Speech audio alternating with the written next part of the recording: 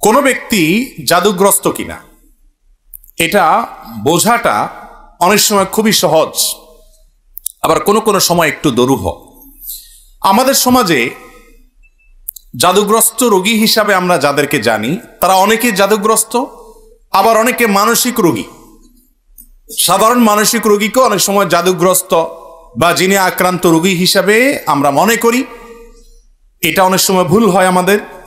তো এই জন্য জাদুগ্রস্ত রোগীর কিছু আলামত আছে, সে আলামতগুলো দেখে আমরা নিরূপণ করতে পারি কোন ব্যক্তিকে জাদু করা হয়েছে, অর্থাৎ ব্ল্যাক ম্যাজিক করা হয়েছে।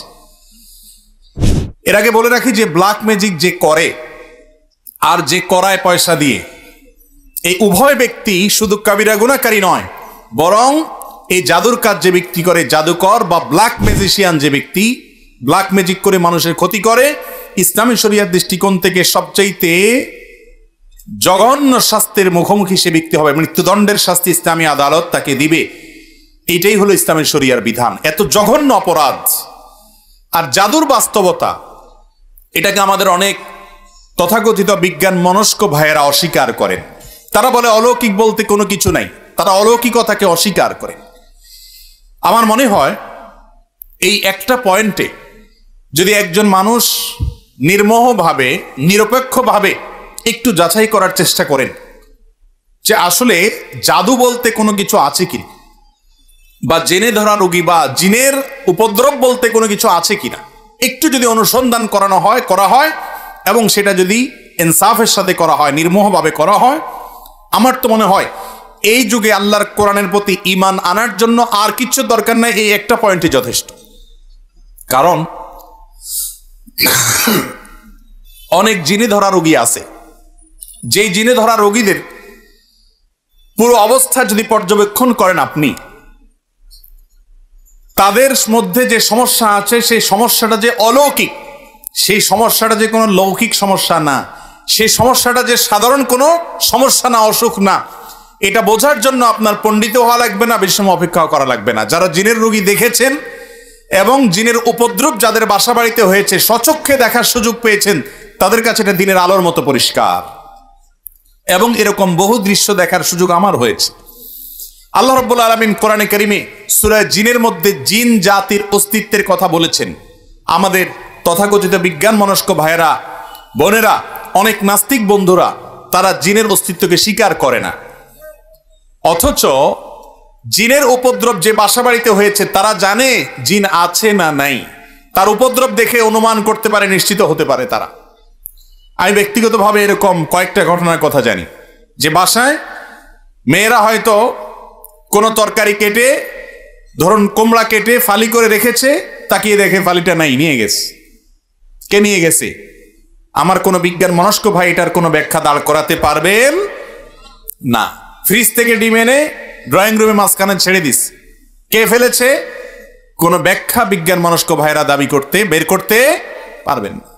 এবং হয়তো জিনে কোনো ব্যক্তির উপরে আক্রমণ করেছে, তার উপরে সওয়ার হয়ে বসেছে, এই ব্যক্তি তাকে নিয়ে গাছের ডালে নিয়ে গেছে। এই ধরনের ঘটনাগুলো আমাদের চোখের সামনে অনেকবার ঘটেছে। এবং জাদুগ্রস্ত রোগীর বিষয়টা আরো পরিষ্কার। বিশেষ করে কোনো ব্যক্তি যখন জাদুগ্রস্ত হয়, জাদুর অনেক প্রকার আছে, এক একজনকে এক একভাবে জাদু করা হয়। নারীদের উপরে অনেক সময় ভিন্ন ধরনের জাদু করা হয়, পুরুষদের উপরে ভিন্নভাবে জাদু করা হয়। এই জাদু কারোর উপরে করা হয়েছে কিনা এটা বোঝার জন্য একটা মৌলিক আলামত হলো জাদুগ্রস্ত ব্যক্তি কোরআনে কারিমের তেলাওয়াত সহ্য করতে পারে না, কোরআনের তেলাওয়াত সহ্য করতে পারে না। গত বোধহয় কয়েক সপ্তাহ আগে আমার বাসায় এরকম একজন রোগীকে এক ভদ্রলোক নিয়ে আসলেন, এনে বললেন, ভাই এই লোকটাকে কেউ বা কারা জাদু করেছে, ব্ল্যাক ম্যাজিক করেছে। এবং তার আলামত হিসেবে তারা বললেন যে এ আজানের আওয়াজ শুনলে পাগলের মতো ছটফট করে, সে টিকতে পারে না, এবং কোরআনে কারিমের তেলাওয়াত সে শুনতেই পারে না। আমার চোখের সামনে তার সঙ্গে যখন কথা হচ্ছিল, কোরআনে কারিমের তেলাওয়াত শুনে তার শরীরে আমি নিজের চোখের সামনে দেখলাম যে তার পাগুলো, আঙ্গুলগুলো এরকম সব বাঁকা হয়ে যাচ্ছে, পুরো শরীর কোকড়ায় বোকড়ায় যাচ্ছে ভয়ঙ্কর ভাবে। আমার বিজ্ঞান মনস্ক ভাইয়েরা, কোরআন তেলাওয়াতের সময় কেন এমন হয়, তেলাওয়াত শেষ আবার সে স্বাভাবিক, এটার কোনো ব্যাখ্যা কিয়ামত পর্যন্ত হয়তো দাঁড় করাতে পারবেন না। এই জাদুর অস্তিত্বকে অস্বীকার করার কোনো সুযোগ নেই। কোরআনে কারীমে আল্লাহ রাব্বুল আলামিন জাদুর অস্তিত্বের কথা উল্লেখ করেছেন, জিনের উপদ্রব হয় সে কথা আল্লাহ তাআলা কোরআনে উল্লেখ করেছেন। এই জন্য কোনো ব্যক্তি জাদুগ্রস্ত কিনা এটা বোঝার জন্য একটা মৌলিক আলামত হলো কোরআনে কারীমের তেলাওয়াত সাধারণত জাদুগ্রস্ত রোগী সহ্য করতে পারে না এবং অস্থির হয়ে যায়, কখনো শরীর ফুলে ওঠে, কখনো ছটফট করে, কখনো সে তেলাওয়াত বন্ধ করার জন্য তার যত জোর আছে তত জোর দিয়ে চেষ্টা করে। আমার পরিচিত অনেক মানুষ আছে এমন যাদের কথা জানি আমরা, কোরআন তেলাওয়াত তারা সহ্য করতে পারে না। এটা একটা আলামত যে লোকটাকে ব্ল্যাক ম্যাজিক করা হয়েছে। এরকম আরো বহু আলামত আছে। কখনো কখনো ব্ল্যাক ম্যাজিক করা হলে এই ব্যক্তি দিন দিন শুকায় যায়, খেতে পারে না, বাসার থেকে বের হতে পারে না, বিছানা থেকে উঠতেও পারে না ভালো করে। এমনিতে তার মধ্যে কোনো রোগ নেই। গত জুমার আগের জুমার সম্ভবত এরকম এক রোগীর কাছে এক ভদ্রলোক আমাকে নিয়ে গেলেন। তার দেশের বাইরে বিভিন্ন নামি দামি হাসপাতালে ট্রিটমেন্ট করেছে, অনেক বড় বড় ডাক্তার দেখিয়েছেন, তার কোনো রোগ ধরা পড়ে না, কোনো ডায়াগনোসিস হয় না। তার সমস্যা হলো তিনি বিছানা থেকে উঠতেই পারেন না, দুর্বল হয়ে পড়ে থাকেন এবং সমস্ত ট্রিটমেন্ট করার পর খোলাসা আসলো তার শরীরে আসলে তেমন কোনো রোগই নেই। ভাইরা আমার, এই ধরনের সমস্যা আজকাল আমাদের ঘরে ঘরে অহরহ হচ্ছে। তো এই জাদু যেটা দিন দিন আমাদের সমাজে বেড়ে চলেছে, মূলত এখানে শয়তানের আশ্রয় নেওয়া হয় এবং কুফরি কালাম পাঠ করা হয়। এগুলোর মাধ্যমে মানুষের ক্ষতি করতে পারে। আল্লাহ রাব্বুল আলামিন সে অপশন রেখেছেন, এটা এক ধরনের পরীক্ষা, আল্লাহর বিভিন্ন হিকমা আছে এর পিছনে।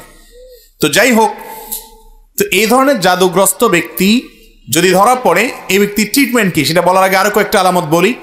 অনেক লোক আছে যাদের উপরে জিনের উপদ্রব হয়, জিন সাওয়ার হয়। জিন সাওয়ার হওয়ার একটা বড় আলামত হলো বেশি বেশি হাই তোলা, প্রয়োজনে অপ্রয়োজনে অনবরত হাই তুলতে থাকে। আমার এক নিয়ারেস্ট আত্মীয়কে, ছোট বাচ্চা মানুষ, আমি দেখেছি যে অনবরত মিনিটে মিনিটে হাই কোনোভাবে বন্ধ করা যায় না, হা করে থাকে, সারাক্ষণ সে হাই তুলতে থাকে এবং তার ঝিমানি আসতে থাকে।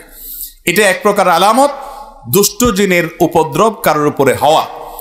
এর পাশাপাশি চোখ দিয়ে অনবরত পানি পড়তে থাকার অনেক আলামত আছে। বিশেষ করে যারা শরঈ ঝাড়ফুঁক করেন এই সমস্ত লোকেরা এগুলো ভালো বলতে পারবেন। আমি মৌলিক কয়েকটা আলামত বললাম, এই সম্পর্কে আমি এক্সপার্ট না। এই জন্য যেগুলো আমার চোখের সামনে দেখেছি, বিভিন্ন অভিজ্ঞ ব্যক্তিরা অভিজ্ঞতার আলোকে লিখেছেন এবং বর্ণনা করেছেন, সেগুলো আলোকে কয়েকটা আলামত বললাম। জাদু থেকে বেঁচে থাকার জন্য সাধারণভাবে আমাদের আমল হলো সকাল সন্ধ্যার দোয়াগুলো বেশি বেশি করে পড়া। আমরা একটা ছোট্ট বই লিখেছি, সকাল রাসূলুল্লাহ সাল্লাল্লাহু আলাইহি ওয়াসাল্লামের সকাল সন্ধ্যার দোয়া ও জিকির। এই বইটা আস-সুন্নাহ ফাউন্ডেশনে অর্ডার করে যে কোনো জায়গা থেকে পাওয়া যেতে পারে। এই বই ছাড়া আরো বিভিন্ন হিসনুল মুসলিম আছে, আরো বিভিন্ন বই আছে দোয়ার, সেগুলোতে সকালে এবং সন্ধ্যা নবী সাল্লাল্লাহু আলাইহি ওয়াসাল্লাম যে দোয়াগুলো পড়তেন, এর মধ্যে বিশেষ করে কয়েকটা দোয়ার কথা বলি। নাম্বার 1, সূরা ইখলাস কুল হুয়াল্লাহু সূরা 3 বার, সূরা ফালাক 3 বার, সূরা নাস 3 বার সকালে, আবার সন্ধ্যায় 3 বার করে আসর থেকে আসরের পরে বা মাগরিবের পরে পড়বেন। আরেকটা দোয়া হলো আউযু বিকালিমাতিল্লাহি তাম্মা ওয়া মিন শাররি কুল্লি শাইতানিন ওয়া হাম্মা ওয়া মিন কুল্লি আইনিন লাম্মা। এটা বেশি বেশি করে পড়া। এর মাধ্যমেও ব্ল্যাক ম্যাজিক এবং দুষ্টজিনের উপদ্রব থেকে বাঁচা যায়। এছাড়া দুষ্টজিনের উপদ্রব থেকে বাঁচার জন্য আলাদা অনেকগুলো আমল আছে। একটা ভিডিওতে আমরা বলেছি 15টি আমল আছে।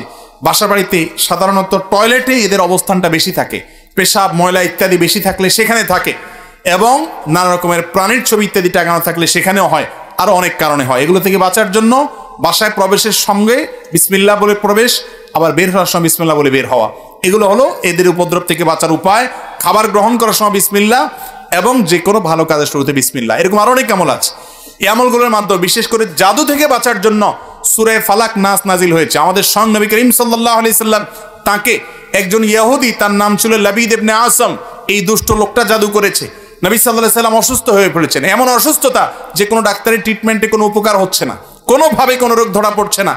পরবর্তীতে আল্লাহ রাব্বুল আলামিন দুজন ফেরেশতা পাঠালেন। তারা দুজনের একজন তার পায়ের কাছে, আরেকজন মাথার কাছে দাঁড়িয়ে একজন অপরজনকে জিজ্ঞাসা করছেন লোকটার কি হয়েছে। তখন অপরজন জবাবে বলছেন তাকে জাদু করা হয়েছে, সাধারণ কোনো রোগ না। তখন জিজ্ঞেস করলেন যে কে জাদু করেছে, বললে অমুক জাদু করেছে নাম সহকারে। কি দিয়ে জাদু করেছে? তার চুল দিয়ে জাদু করেছে। কোথায় আছে? অমুক কূপের নিচে আছে। এর প্রেক্ষিতে ওই ফেরেশতা আবার জিজ্ঞাসা করলেন তাহলে এখন মুক্তির উপায় কি? তখন বললেন এই কুল হুয়াল্লাহু আহাদ, কুল আউযু বিরাব্বিল ফালাক, কুল আউযু বিরাব্বিন নাস। বিশেষ করে কুল আউযু বিরাব্বিল ফালাক এটা এবং কুল আউযু বিরাব্বিন নাস, এই দুটি সূরা জাদু থেকে মুক্তির জন্য অসম্ভব উপকারী আমল। আর কোনো বাসায় এই ধরনের কোনো উপদ্রব থাকলে সূরা বাকারা তেলাওয়াত করা সম্পর্কে হাদিসে নবী করিম সাল্লাল্লাহু আলাইহি ওয়াসাল্লাম বলেছেন, যে বাসায় সূরা বাকারা তেলাওয়াত করা হয় সে বাসায় দুষ্ট জিন বা শয়তানের উপদ্রব থাকে না। আল্লাহ তাআলা হেফাজত করেন। এবং এই আমলগুলো আল্লাহর কসম করে বলেছি, আমি ব্যক্তিগতভাবে বহুবার অ্যাপ্লাই করেছি, আমল করে দেখেছি, সাথে সাথে উপকার পাওয়া যায়। কোনো কোনো সময় ছোট ছোট বাচ্চাদেরকে দেখবেন 2 বছর 3 বছরের বাচ্চা এমন অস্বাভাবিক আচরণ করে, যে অস্বাভাবিক আচরণটা কোনো ব্যাখ্যা দিয়ে আপনি দাঁড় করাতে পারবেন। হঠাৎ করে সে পাগলামি এমন করে, সীমা ছাড়িয়ে পাগলামি করে, আপনি সাথে সাথে আউযু বিসমিল্লাহ পড়ে সূরা ফাতিহা পড়েন, সূরা ইখলাস, ফালাক এবং নাস, কুল হুয়াল্লাহু কুল আল্লাহু আহাদ রাব্বিন নাস, যতটুকু পারেন নিজে নিজে পড়েন, পড়ে তাকে ফু দেন। আউযু বিকালিমাতিল্লাহি তাম্মা অমিন শাররি কুল্লি শাইতানিন ওয়া হাম্মা অমিন কুল্লি আইনিল লাম্মা, দোয়াটা পড়ে পারলে ফু দেন। এবং আর কিছু না পারেন অন্তত 3 কুল পড়ে পড়ে ফু দেন। সাথে সাথে ইনশাআল্লাহ আপনি দুষ্টজনের উপদ্রব থেকে বাঁচার আলামত নমুনা পাবেন। আর কিছু না পারেন সূরা বাকারার তেলাওয়াত, কোরআনে কারীমের তেলাওয়াত অনলাইন থেকে, ইউটিউব থেকে খুঁজে বের করে চালু করে দেন।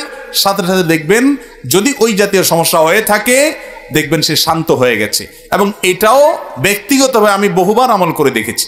অতএব ব্ল্যাক ম্যাজিক এখন ঘরে ঘরে, দুষ্টজনের উপদ্রব এখন ঘরে ঘরে, যারা সাফার করছে তারা জানেন। আমাদের সবাইকে নবী করিম সাল্লাল্লাহু আলাইহি ওয়াসাল্লামের শেখানো আমলগুলো করতে হবে। আর ব্ল্যাক ম্যাজিকের ট্রিটমেন্টের নামে যা হয় আমাদের দেশে, বিশেষ করে কবিরাজরা যা করে, এদের বেশিরভাগই হলো বাটপার কিসিমের, এদের বেশিরভাগ হলো প্রতারক কিসিমের।